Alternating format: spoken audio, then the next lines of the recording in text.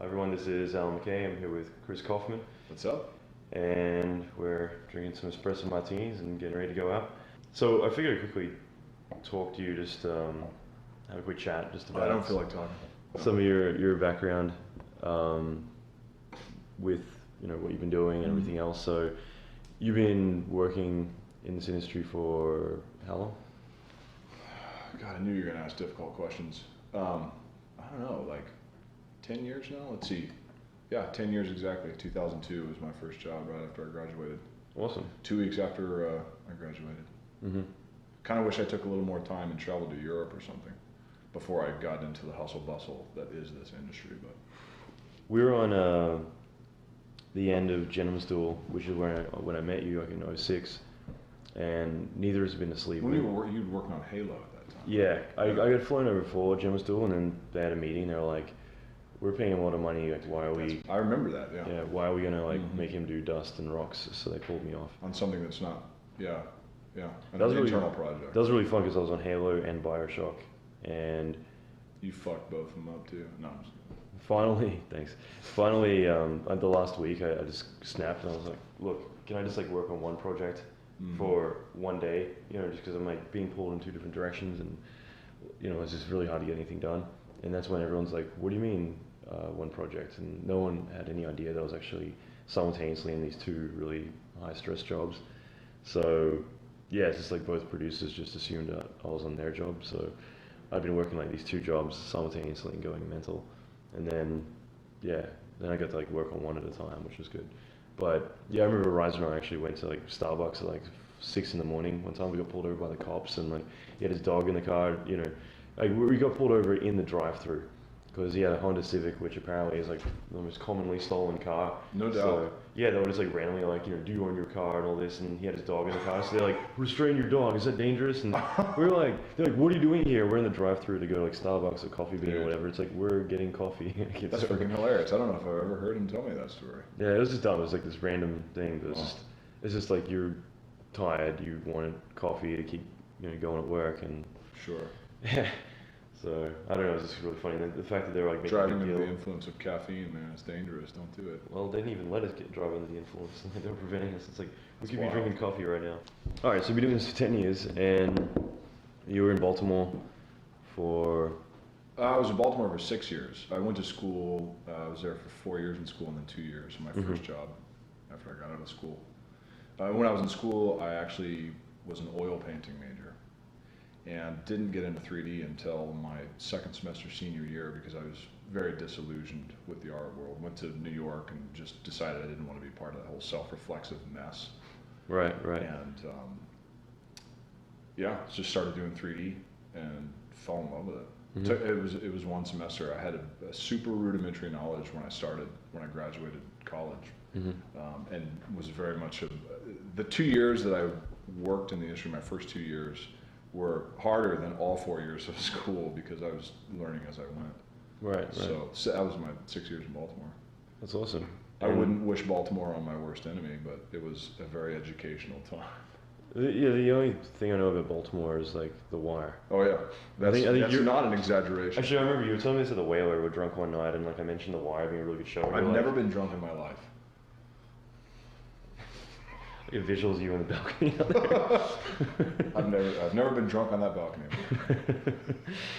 Okay, back on track. Yeah, The Wire. So Baltimore is dangerous. Great school, the Maryland Institute College of Art. What was it like though? I mean, like jumping into 3D and obviously going from like 0 to here the whole time. It was very, very hard work. Incredibly hard work. I mean, the 2 years that I worked at iMaginations was the name of the studio. It was a little medical animation studio, and we specialized in eye care. It was owned by a doctor that owned a dispensary, and so all the animation was geared towards educating people about glaucoma or macular degeneration and all these medical things. I've animated an eyeball so many times in my life that if I ever have to even model a sphere again, I think I might kill myself. But it was incredibly challenging to get to a point. I knew I wanted to come out and work in Los Angeles. Blur was definitely a place that I had in mind, and I worked so hard to get my reel to a point where I was eligible to work with the team at Blur that I knew that if I had to work any harder, I wouldn't be able to. So it was kind of like I've given my absolute best shot. If this doesn't work, then it wasn't my calling. So If this isn't working, I'm gonna kill myself. exactly, yeah, Yeah. very suicidal, very unhappy. So I need a hug. we'll do that off camera. Actually, that's one thing I was gonna bring up. Is like, so what was your real like day when you applied to Blur? Freaking awesome. It's like a whole new I'm the most talented dude in the world. obviously. No, it was the reel that I submitted to Blur that got me a job there was a commercial that I did for Alcon, which was one of our clients at iMaginations. And yeah, it was basically the entire piece. It was specifically flying into this machine that generates a beam of light from a xenon bulb that's safe to project into the eye. So you had to go, you basically stick a needle into a human's eyeball, illuminate the inside of the eye, and then through another opening in the eyeball, you do surgery on the back of the eye. And so it was like this almost molecular level animation of light and so on and so forth. So it was cool. Like the subject matter was really cool, and I just sunk my teeth into it. Made it as good as I possibly could. I went way above and beyond. And I actually think that the guys at iMaginations were a little upset that I had set the bar so high. Right. Because then they were like, well, you know, fuck, man, you're leaving. Can I say that on YouTube? Oops. Fuck it. So yeah, it's kind of interesting because I mean, again, like Blur's kind of like done that with like game cinematics multiple times, like kind of where there was a bar and then they go and put out like the Halo Wars or other things that just suddenly push it up there and push it up there. But that was it. It's just like it always escalated with Blur, and it's gotten to the point now where they pretty much dominate the entire, you know, game cinematic world.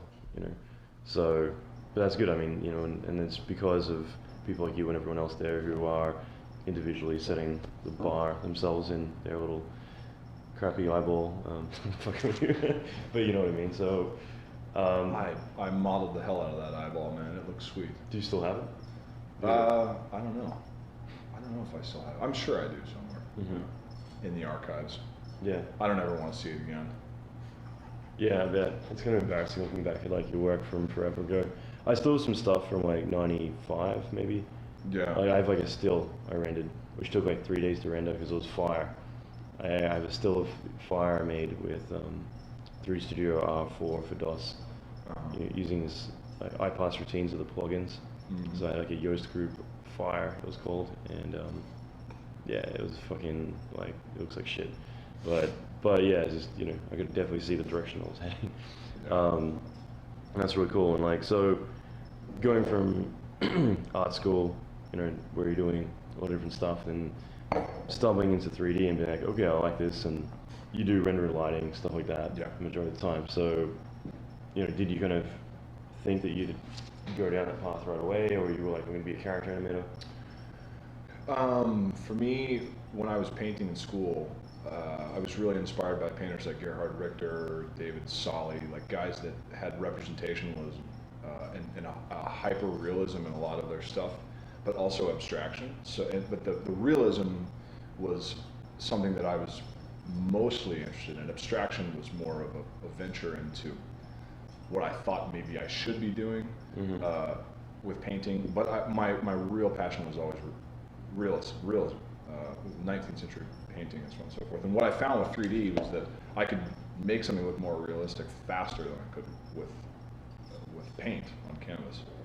And the fact that you have 3-dimensionality to it, you can spin a camera around, and you have the option of animating to it. I also play music, and I love the potential of the 4th dimension of time over an image where you can add a composition of music to it as well, a score. All of those things were very intriguing to me. I don't write scores for stuff that I do. I have messed around with some of that stuff, but no, it was definitely it was a similar subject matter that I was doing in painting, where it was particularly landscape oriented, so be it urban or natural landscape. So I was never really that character oriented.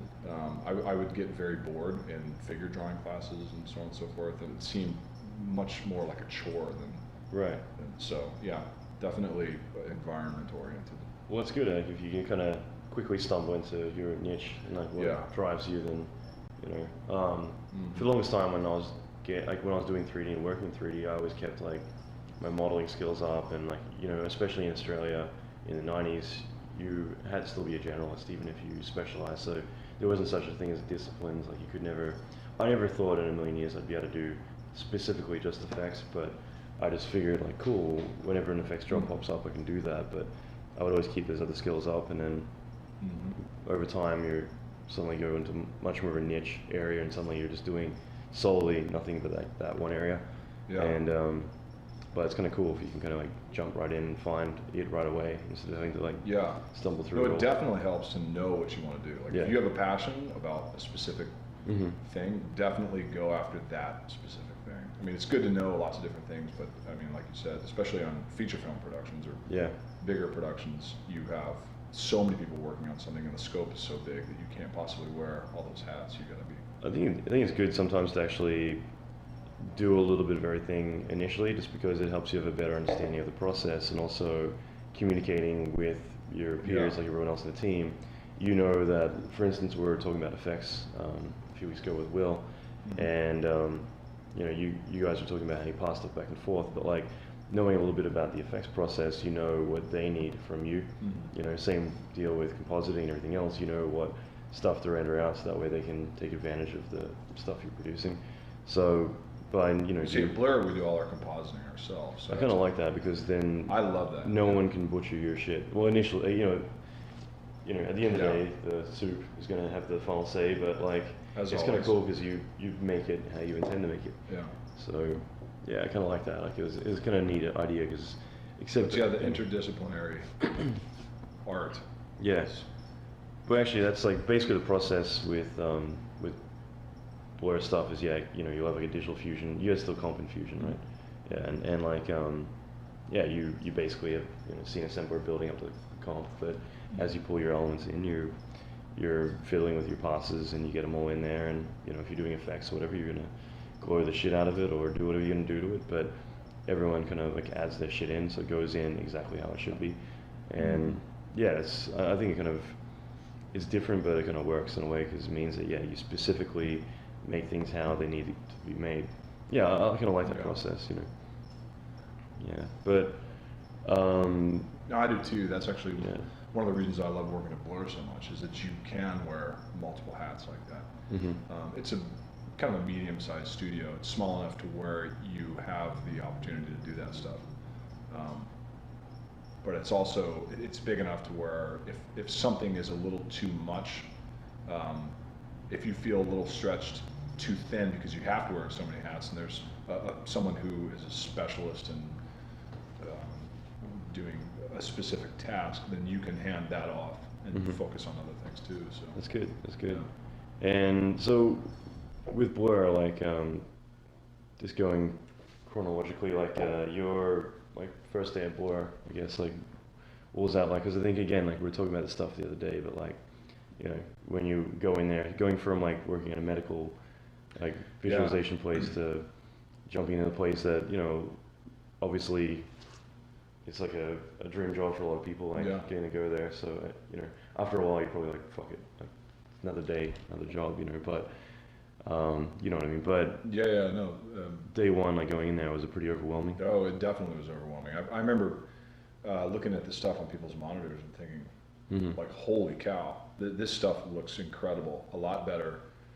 It looks better than what I did, and I busted my ass to the point that I couldn't work any harder to get in the door with what I did. So now I have to figure out how to go even beyond that. Yeah, and consistently produce that. And of course there are the aspects that you don't take into consideration if you're working by yourself. Like when I worked at iMaginations, the entire piece that I did that got me into Blur, I did from soup to nuts. I mean, from... You did the entire thing yourself? The entire thing. So awesome. Storyboarding all the way to compositing and even directing it. So I'm coming in with the idea that, holy cow, I'm gonna have to do all those things and then make it look as good as this stuff.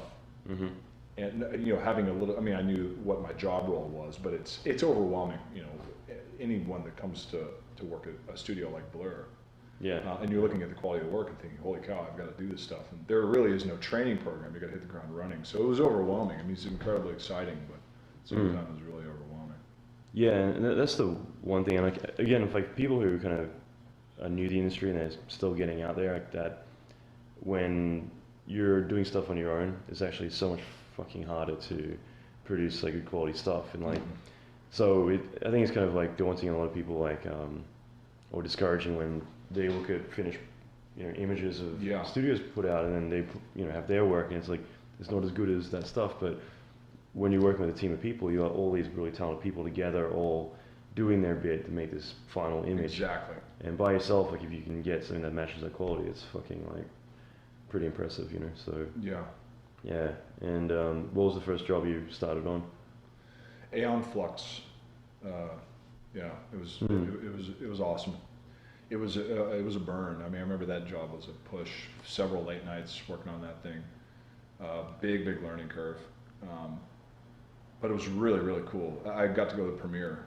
Oh yeah. And I sat about 6 rows behind Charlize Theron, so it's pretty sweet. And go to the after party. It's pretty dope.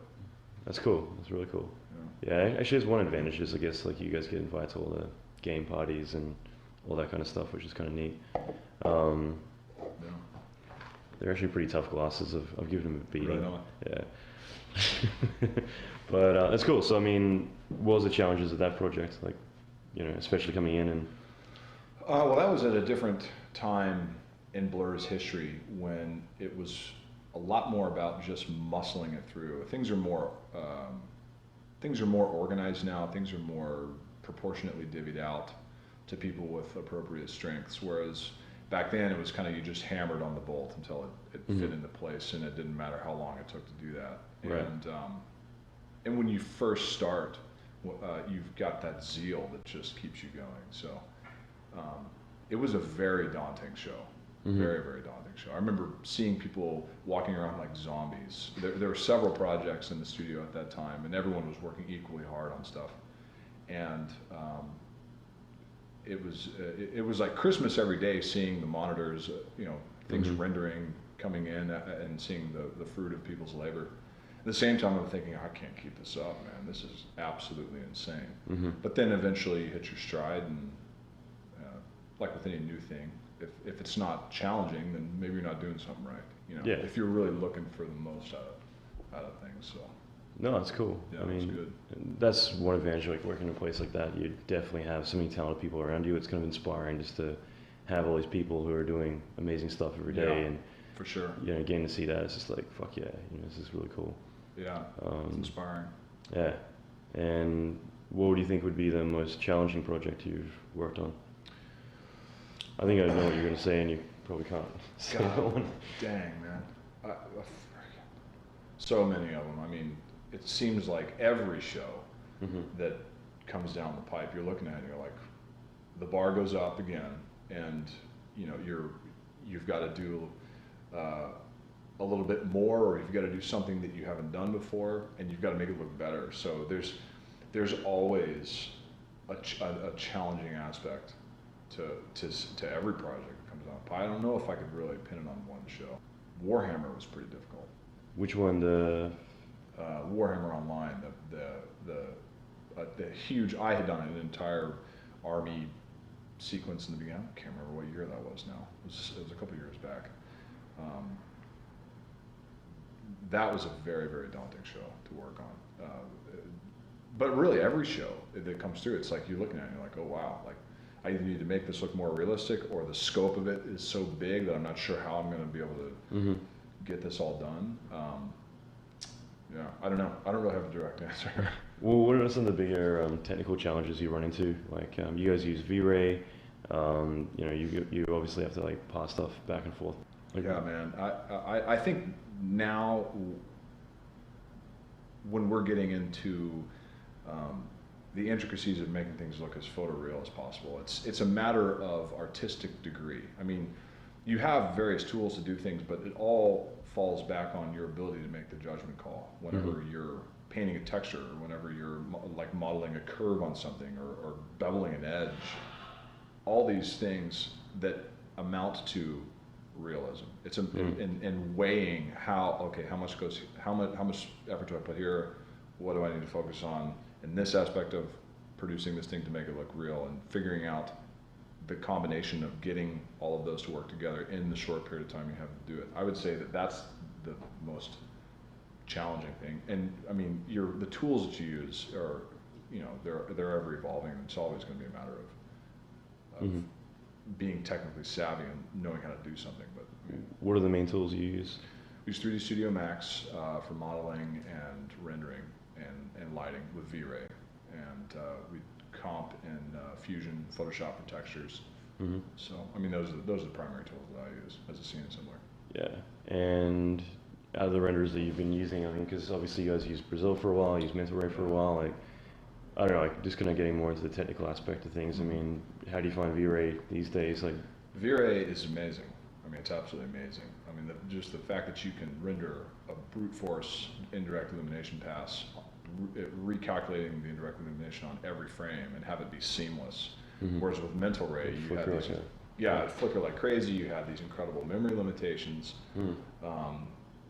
When we were using Mental Ray, we were limited to a 32-bit system too, so you had to be very clever about how you used your RAM and so on and so forth. V-Ray all the way. It's funny, like, for me, Mental Ray is like one of those things that anytime a studio is using Mental Ray and you come in the morning, your machine's like as a slave, so it's rendering. Like, your normal routine is you come in, you move the mouse, you come back to your desk a few seconds later, you can control delete finally to go to task manager, and like, go back again a few minutes later and finally kill the process. And it's like about 10 minutes before you can actually get back to your computer, just because Mental Ray just fucking takes every little ounce of your machine away from you. So it's just like, can't even move the mouse while it's fucking rendering. But no, that's cool. I mean, you guys initially were using Mental Ray more for the fast skin shader, I guess, is more like, what was the... Well, we switched to Mental Ray initially because you could cache out indirect illumination sequences.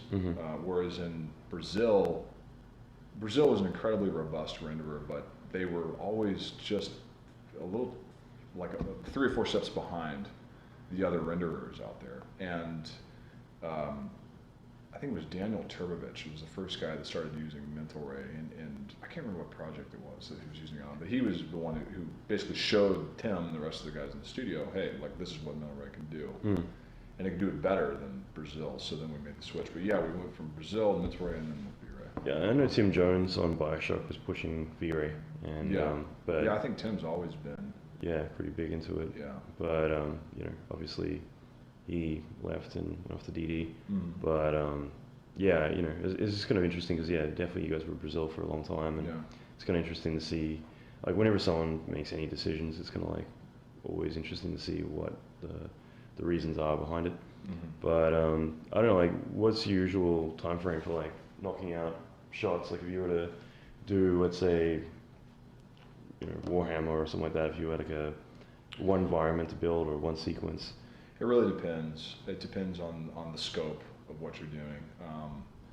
I don't remember what the schedule was on that. It was a lot longer than a typical, like, typically you're going to get about 20 days to model an environment, if you have to model an environment, and that has to hold up, from every angle, every camera. So basically like a month to start to finish to build a whole environment, get it all ready. And then you're obviously going to have to refurbish local sections of it based on where the camera is and what you're focusing on, all that stuff. That usually happens after the fact in the lighting and rendering process called scene assembly. And in scene assembly, scene assembly is a process where you merge in all the characters, light the characters with the environment, and then render into a 2-dimensional format, and then do all your compositing and digital fusion. Average 2 to 3 days a shot. It depends. Like on Warhammer, for instance, with the big battle shot, that was a lot more than 3 days. I'm not sure what that ended up taking. I can't remember. Maybe like 2 weeks or something like that. It's still pretty quick to do things, but and now we're actually compressing the time because we have new tools that we've written that allow us to expedite the process of propagating scene information over a lot of shots, and you can consolidate all your cameras into one file now, whereas before we didn't have that capability because of limitations with point caches and overlapping camera ranges and so on and so forth. We found workarounds for that, which actually are shortening our shot times now. So right. It's not uncommon to do a shot a day almost. Mm-hmm. Depends on the cohesiveness of the set you're working with. But yeah, it's pretty impressive though. I mean, like, so with your process, you would initially build like a whole set, and then, you know, once it goes through layout, you break it up into shots, but then you would go back and start to, you know, refurbish everything in the shot specifically for like, okay, well now we're getting a close up of this area, so we've got to put more detail into that. Okay, so that's pretty interesting. So yeah, you break up all the assets and kind of individually kind of up-res everything where it needs to be. Yeah. Cool. And I don't know, I'm just kind of interested in the process, because I mean, again, like, I'd say one of the really big aspects of like what you guys do there is obviously like all the rendering and lighting, and the environments look fucking amazing. So it's always good to kind of pick your brain a little bit about that. But I don't know, like in terms of like some of the projects you worked on, you were talking about Star Wars, like last time we were chatting, and like what are some of the big challenges of working on that project? Well, Star Wars, let's see, the first one I handled the Korriban exterior shot, and we received the asset of the whole city model from ILM, and it was just massive. We received a few character element props assets from them on that show, also on Transformers, and I mean just the robustness of their pipeline is incredible. I mean, we would get these just incredible data sets, and it was a matter of making that work in our pipeline and making it look as close to what their quality was as possible. No, I was just basically saying that what were some of the challenges of working on like Star Wars, for instance? Yeah, those are the data sets. It was dealing with those incredible environments and getting it to get through the farm and render. And when you have as many objects and as many maps and as materials that are on surfaces and so on and so forth, all that stuff takes computer power to generate the final image, and it's a matter of figuring out how to balance the time it takes to render all that stuff with how good it looks. So. Yeah, absolutely. And what about render times? I mean, like for doing rendering an environment, something like that. Like, it's gotten exceedingly more computationally expensive over time because we're now just kind of a lot of times we're rendering everything together, characters with environments. It went from 5 minutes per pass was the acceptable limit. If it went over that, you're doing something wrong. That's awesome. And so we would break all the passes out. You had like an ambient pass, ambient occlusion, specularity, or like a diffuse pass, reflectivity. All that stuff was all broken out, and each one could take about 5 minutes. Now we're doing a lot more stuff all rendered together because you can get a better result that way, and then G-buffer spitting out different frames for that. So I'd say now, an average render time, the show I'm working on now is about an hour and a half. Okay. For a shot. So, and it's going to go up from there. Per frame? Or? Yeah, per frame. But then obviously you got all your render elements that splits it all out. Exactly. Yeah, that's cool. And so I don't know, I guess maybe if you were to add all that stuff up together in the past, maybe it was 30 minutes a frame. But yeah, obviously you're a bit more ambitious with your rendering techniques. And and the technology advances. Yeah, that's cool. I mean, what were we talking about last week? Like, there was some interesting stuff we're talking about. Like, it's kind of interesting because basically Will came over and we're shooting the shit, and you're out of frame, but we're doing shots of tequila, and you're like, I'll jump in on this. And but it's kind of interesting because I had both of you there, so it was kind of for you because you are kind of like the base of like everyone else is doing animation, everyone is doing effects, all these different bits, but it all kind of comes back to you in the end to render and do all that stuff, or at least to some degree. So I mean, for instance, effects, which Blur is pretty big for as well. Like, what's it like kind of dealing with effects artists and the whole back and forth with getting assets sent to them and getting it back, and like just the whole thing? Well, it's just a matter of making sure that you're communicating with people on a regular basis. What would usually happen if like you need to go get some pillars and shit like destroyed and like all the dynamics and everything for a shot, like Tomb Raider or one of those shows? Like, So what would happen is let's say you're modeling an environment, and this happens pretty regularly. I'll be modeling an environment, and then at the beginning of modeling, you realize you're aware of what aspects of that environment have to be broken apart by the effects department. So then you've got to make sure that you model those assets in a friendly way. We use a lot of ray fire to break stuff up, thinking particles, and things have to be constructed in a certain way in order for it to feed into that program. You don't know anything about effects, so No. I'll teach you something here. So you got to be in communication with the effects department in particular early on, and then you get them that stuff, and then they break that apart, and then they'll cache it out for me, and then I'll merge it back into my scene, put it into my lighting, and then render it out. And then subsequently they'll be generating fume, debris, and smoke that will be coming off of those larger ray fire debris particles or thinking particle or whatever they use. And then they'll do the comping of that stuff after I light the original stuff. So it's a very involved process from the beginning. And so if they're doing fire or anything like that, like they'll do all the lighting process for that, is that correct? Yes. Usually the fume and the fire and whatnot, they're doing the lighting. I'm looking at you, but I'm also looking at alcohol, like what rum do I have here? Like, I'm sorry, I'm so boring. Does you need alcohol? I was just curious, really. They have classes for that, Allan. I'll have to look into that. No, I was curious. I've literally drank all the good rum. I'm kind of heartbroken about that. Yeah, but no, it's cool. I mean, what are some of the bits that you're prouder of? Like, what are some of your favorite projects? Oh man, I kind of I'd love to kind of hear, just kind of nerd out and be like, I worked on this project or whatever. It was fucking challenging and amazing, but these bits all fell apart and like, it was just a pain in the ass to do all the shit. But finally, it all came together and we're all proud and we celebrated with champagne. Man, there's so many I'm proud of. Every one I've worked on, I'm proud of. I mean, I go through and I was looking through organizing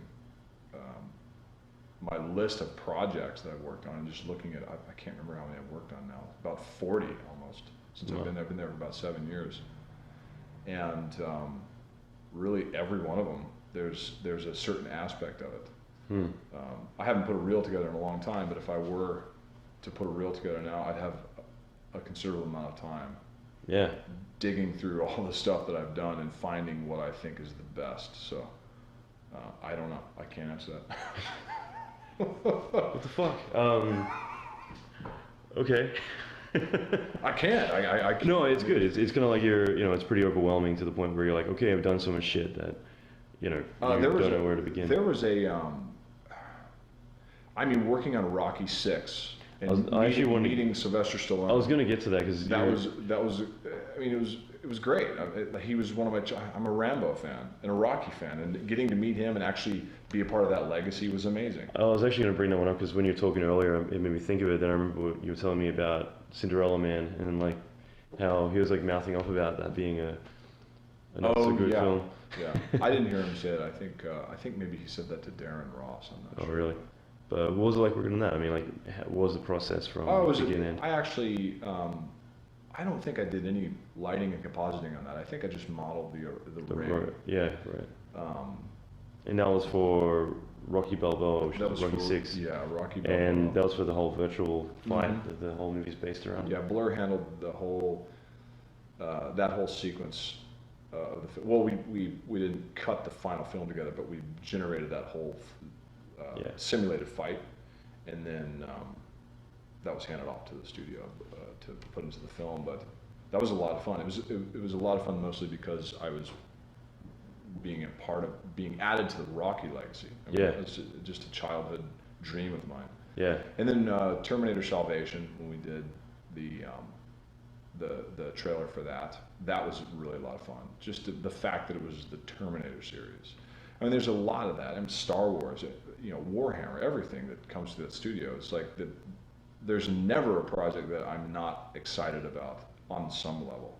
So yeah, there's a lot of high-profile stuff. It's just like, shit that's just like, for me, like projects like G.I. Joe and a few other things have popped up where I'm like, you have the opportunity to work on, and then I didn't because I saw some of it. But like, I was talking about that with Will, yeah, it's just like there's a few things you get excited about because you're like, fuck, I want to work on this. Like I was so excited as a kid or whatever, and yeah, I mean like there's Blur obviously does a lot of high profile things that are just pretty exciting to kind of work on, and like I remember I guess like this time last year we're going out drinking. You were mentioning it. You've been working on like one of the Star Wars ones, doing like Darth Vader for a bunch of Oh shots, yeah. whatever.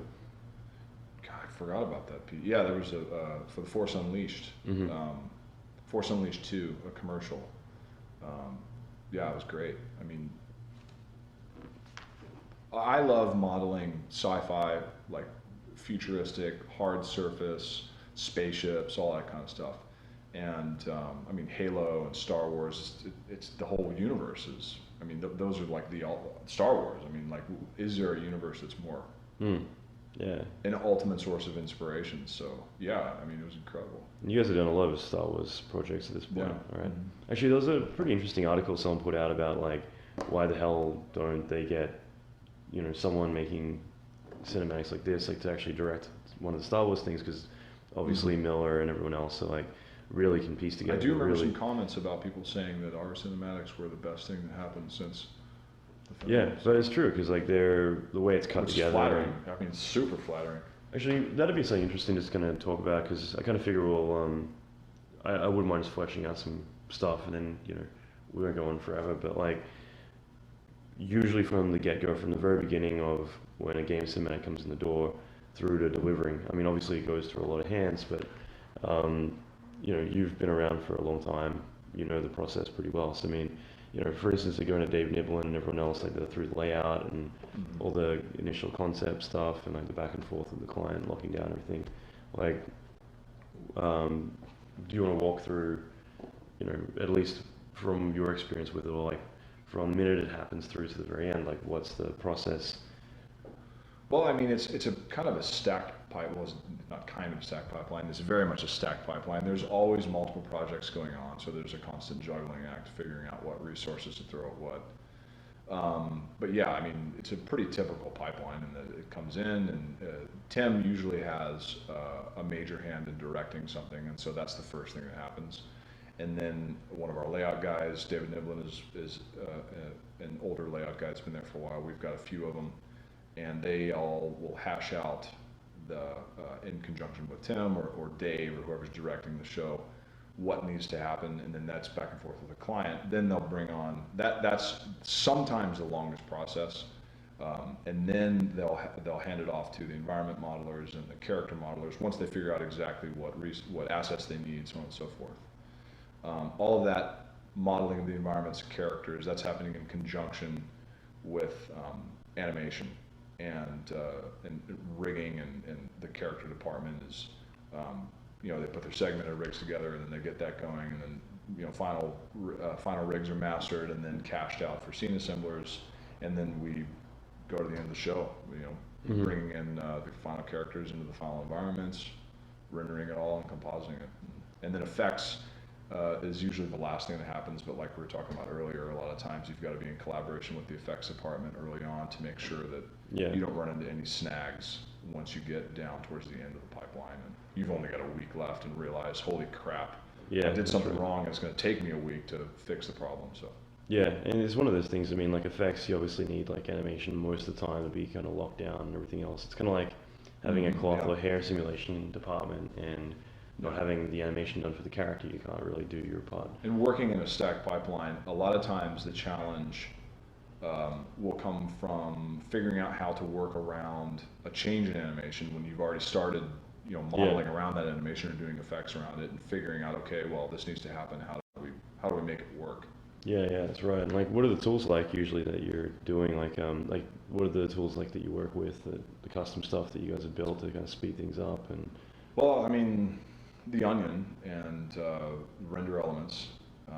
We have a new multi-shot tool that allows, that I was talking about a little briefly earlier, that allows us to basically bring in multiple cameras and multiple caches into one file so that you can just do the lighting once. And just the time that saves to propagate out a lighting change that you've done in one shot to multiple shots is incredible. So I mean, we have specific tools that we've made for merging in assets that basically parse directories of shots and can see exactly what that shot needs, and then it compiles a list for you, and you have like a one push automated system that brings it all in, and sets it up, so on and so forth. Whereas I remember when we used to not have that stuff, and it was a lot more like 90% of the process was propagate. It was merging in, making sure you had the right assets, propagating the stuff out, and there was very little creative work. Whereas now we've have a lot of tools written in house that allow us to spend a lot more time on the actual creative stuff. So that's cool. It's really cool. And like, what was your experience with a lot of the Blur short films that have been going on? One of the coolest projects I worked on, Sebastian Court was the supervisor for. Then he went to DreamWorks. Was Jones Duel. That was the only short that I worked on. I was really? Yeah. That's when I met you. Yeah. And that was one of the last shorts we did, if not the last short we did, I think. But anyway, so I was a lighting lead on one of the sequences on that shot. It was the first time that I was a lead, and it was a daunting task, but it was fun. I just remember you having like big long hair, like very surferish. Yeah. And yeah, good old times. Did you get to do any work in tattoo? That was another one I did not have a hand in. It was like that's the thing with Blur is there's so many projects that come in. Yeah. And we have a lot of projects that will come in and deliver, and we won't even know that they were there. I mean, it's like there's just such a quick turnover of work. Yeah. The Girl with the Dragon Tattoo, I kind of wish I did work on that one. Like it's just in hindsight. I got asked to work on it this time last year actually, because the commercial I'm working on now, Hess, I actually did last year with the same team of people. And like 2 or 3 days after I started working on it, my buddy who was the producer on that show, Tobin Kirk, and he called me up and he's like, hey, I'm actually at Blur producing Tattoo, you want to come along? And I'm like, I can't. Yeah, stuck in this show. So he's like, well, if you get fired in the next few days, can you come over? I'm like, I'll do my best. But it looked really freaking cool, like it looked really amazing. Yeah, it really turned out. Yeah, it's just kind of pretty interesting visually to see it all kind of come together. Yeah. But that's cool. I mean, I guess we'll wrap it up in a bit. But like, I guess working in this industry, you drink, you find a lot of shit to never at all. Never. What are we doing later on? But no, I mean, I guess it's kind of like one thing I kind of like about this industry is you get a lot of people who move around from studio to studio. Some people like you, loyal, stick around and get to kind of really soak it up in like one environment. But it's kind of like I guess one good thing is that you end up networking with a lot of people, meeting a lot of cool people, and getting to party with a lot of cool people. So I kind of enjoyed that. Like stop talking about yourself, Al. But I guess it's one thing that's always been fun is like the Blur studio parties whenever SIGGRAPH is in LA. Those are boring. I've been to one or two of them. They're boring. They are. They're just a drag. Crystal Meth is such a terrible group. It's kind of funny you guys always do the same bash though. It's always Crystal Meth. Hey man, if it's not broke, don't fix it, right? Fair enough. I love Crystal. Boy, you problem with Crystal Meth? The last Blur party I went to, I was so hungover I just sat in the car park a lot and just. Really? Yeah, I just got chilled out there, and I kind of figured like if someone wants to talk to me, they can come out here and chat to me. But otherwise, I'm just gonna sit here and do nothing. I had friends. I remember seeing you at the last Blur party. Yeah, my barely. I was just sitting in the parking lot, and like Brandon Davis, a lot of other people were all coming up like, "What's up?" And I had friends, very good friends, who were just lining up in the long lines to get me alcohol. And I just sat there, I didn't move. I was just like, I'm not drinking. I've had like consecutive long late nights, and I just want to like do nothing at this point. I think I was in New York or something at the time. That's rare for you, man. Yeah, that's what I've been doing all day. Is like sitting on the couch, hungover. Facebook status update: Allan McKay. I'm never drinking again. It's been a while. It has been a while since I've been so creative to like put that up there. But thank God Rebecca. Never mind. I'm not even gonna say that. People still post that up there, but it's slowly dying away. Thank Christ. When I was working on Transformers, like it was my last day, and I told everyone to come over and I would watch this music video. I put on Rebecca Blah, and Rebecca Blah. and everyone was watching it. Everyone was just Great like, music, man. It's a great tune. everyone on the Transformers team actually thought I directed it, and they're so like, yeah, because they're like, why is Allan showing us this video? This like, is typical of Allan's work. And I was like, yeah, like, check this video out, and like we all watched it, and they're like, so did you make that? Like, did you direct that? I'm like, no, I just want to show it to you because it was like stupid. And they're like, oh, thank God, because like I just thought that you fucking directed it. And I was like, everyone just were keeping their mouth shut, like, what do we say here? Like, wow, that's funny. You should have said, yeah. Oh, yeah. What do you think? It's like, oh, it's do you great. like it? It's awesome. We like. I mean, I'm breaking out of the I'm gonna make music videos. This is my start. That's it. This is my genre. I'm gonna start directing really terrible music videos that go on YouTube and make its way around. Did you direct that video? Oh, yeah, that's a new rumor. You know, I directed all of her videos. It's my claim to fame. But so, I mean, where do you kind of see yourself going from this point? Because I mean, obviously you've been a Blur for a while, so you're probably gonna end up staying there. You know. I've been watching a lot of Breaking Bad. I know how to cook crystal meth now. And start mine. No, to be honest with you, man, I love it there. I've a lot of people come there because they're excited about working on a film and doing the film that Tim would want to do, which is definitely something that's exciting to me. But the thing that has always excited me about Blur is the eclectic nature of the work and how you're constantly working on different things. The projects turn over relatively quickly, and so you never really get bored of working on something. Yeah. I don't know, man. I see myself staying there. I really do. I dig it. It's fun. Would you want to go into more creative roles down the line? I mean, you've talked about souping. Well, I want to rule the world. But that's good. Well, if I can help, give me a call. Right. But I mean, what would be a passion if you could, have a process of evolving as an artist and as a person? I think anything that's going to give me more creative say on what I'm doing. I mean, I've had projects there where I've been given the reins. Yeah. And I've literally done everything except the nitty-gritty negotiations with the client, and that's the most rewarding. Art directing. I mean, like saying, okay, this is a color palette. This is the way the lighting is going to be. I mean, that's the juiciness. I mean, when I was painting, I mean, that's always been my passion. You know, it's simple and whole. You know, it's a matter of being able to create something that you have as few hands telling you what to do as possible. Yeah. That's it. No, that's cool. I mean, so you kind of would like to see yourself kind of moving more into like a creative director or even directing cinematics, something like that down the line. It's more, my passion is really it's still with the environment stuff. So it's more the visuals. Yeah, it's more the visuals. It's more your shit about the story and everything is more, Well, yeah, definitely. I care about the story, but that's a whole nother set of skills and applications. Particularly at Blur and at other places. I mean, it's when you're wearing the directorial hat, you have an entirely different set of responsibilities. Yeah. You're much less so direct hands-on into the work and dealing with the technical aspects of making it look more real and all that stuff. Right. That nitty-gritty stuff is why I got into this industry, and that's where I want to stay. Like, there's always pull to kind of, well, wear this hat and wear this hat, and it's like, well, I will, but this is where my passion is. That's right. Yeah. And what would be some like the key things you think that as an artist help you, grow and push you? Like, if someone wants to get more into this, like tuna fish, understanding lighting helps you grow. Tuna and carrots. It's good for your eyes. Do you great. Blah. I'm derailed, Allan McKay. Successfully. No, I was just kind of interested, like, if someone wants to get more into doing like lighting and rendering and all that sort of stuff, like, is it beneficial to kind of understand, like, go and research lighting or go and look at color theory and like all these different things? Absolutely, yeah. It's like, did you do all of that? I mean, obviously, oil painting would have required you to kind of get into like a lot of different aspects of that stuff, but like, do you constantly evolve and like push yourself in those areas, or are you just going out and partying the whole time? And I'm an underachiever. I just go out and party all the time. That's good.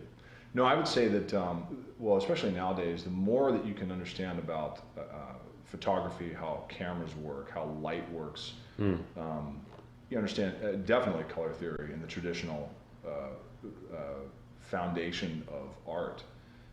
You need that. You can't, I mean, tools, pieces of software, I mean, it's definitely important to know the tools, where you want to work, but you can learn that stuff, and stuff is always changing. A lot of studios have proprietary tools that you can't get a hold of unless you work there. So yeah, absolutely, it's a matter of staying up on and being polished. Yeah, totally, on the traditional skills. And yeah, do you have any advice for people who are trying to, like, if they were to, you know, go work in a medical lab and a medical visualization place, and then, you know, follow your steps into like getting a blur or something like that? I mean, like, what would be some of the key things you think that could really help someone, you know, getting their dream job at X studio? Always give that extra effort.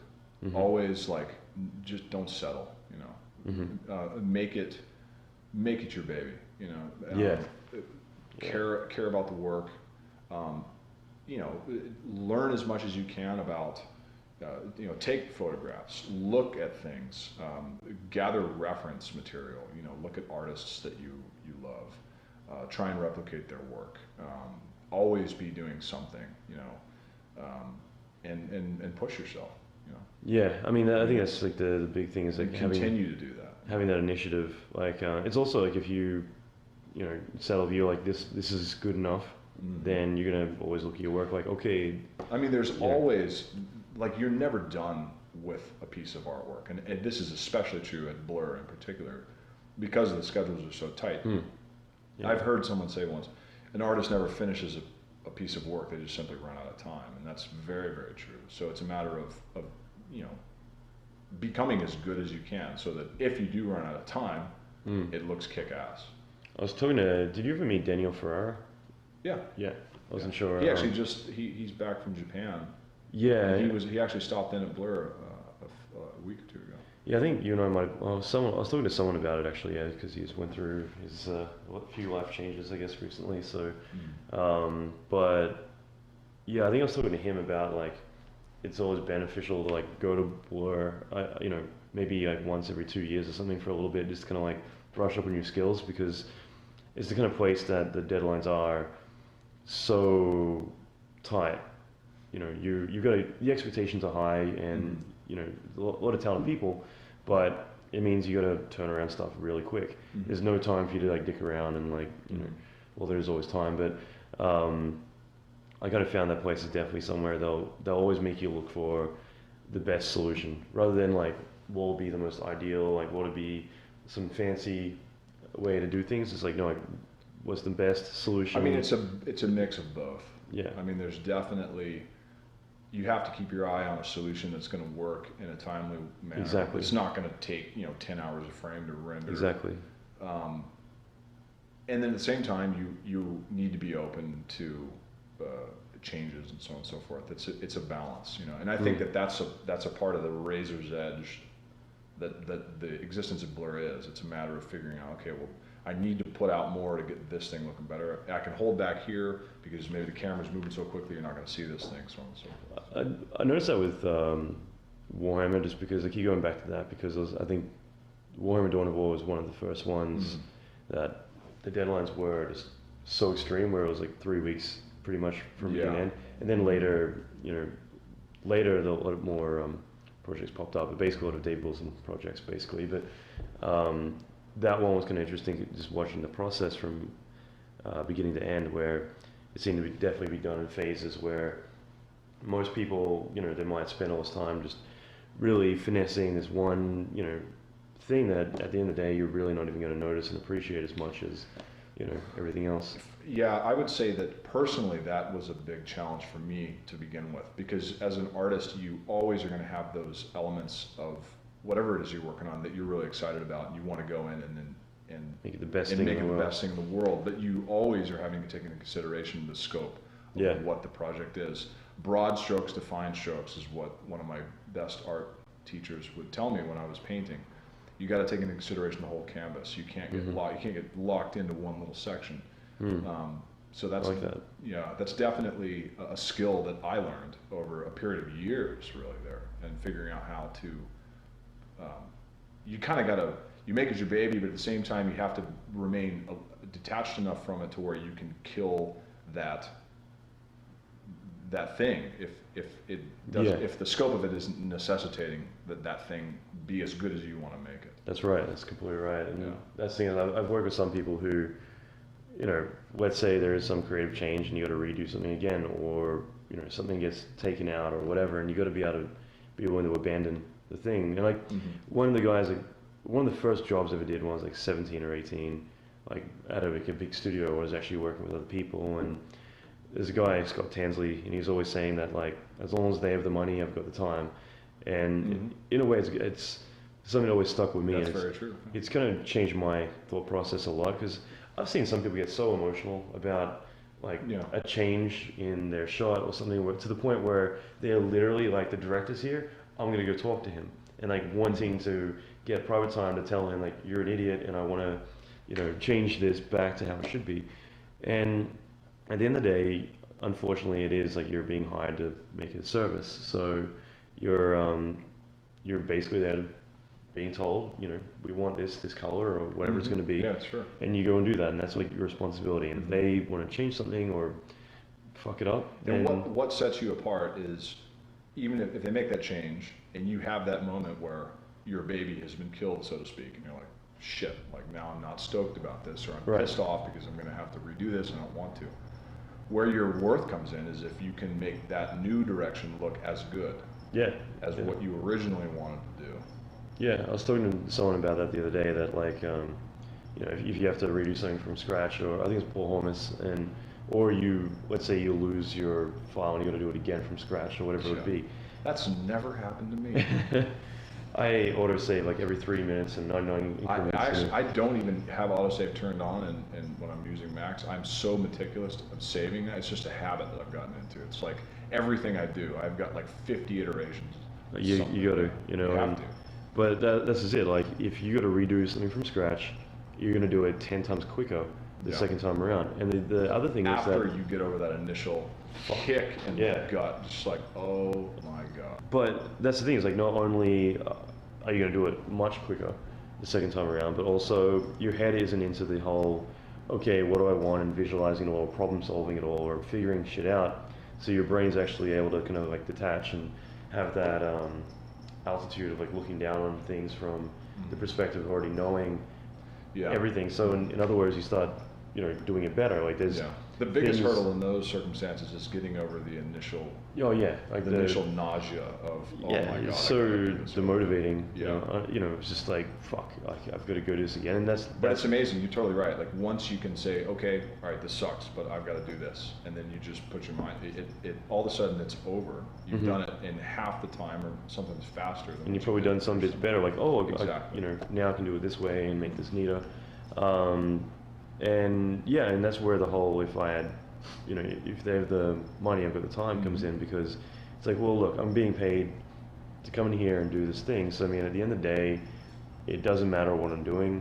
Like, I was working on a movie.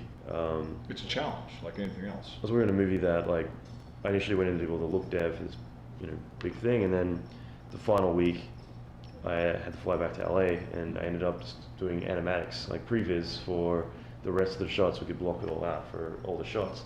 And like everyone at the studio was like, what the hell, I've got Allan doing like animatics. It's kind of like insane.